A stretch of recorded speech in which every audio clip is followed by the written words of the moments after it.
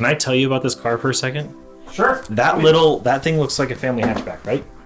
No, it's got the big air scoop in front of the back tire. The reason it has that big air scoop is because they decided to put a V6 in it. Normally that has a tiny, tiny engine in the front. Why do they need an air intake by the rear tires? Oh, because the V6 is in the back seat. I had this car on Project Gotham. Forza maybe? 4. Forza 4? Okay. Yeah.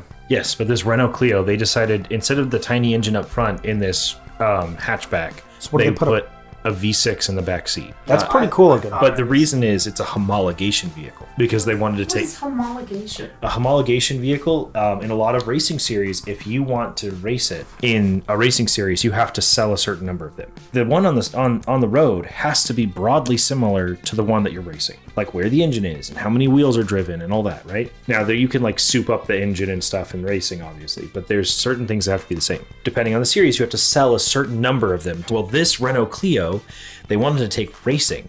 The best way to get better weight balance is to actually make the engine a lot bigger and put it behind the driver. Then we get more power. We have way more traction over the rear wheels. And we have to completely redesign everything. And then they ended up just selling them and they were fairly popular. It's just a really cool car. Homologation cars are hands down the coolest cars you can find.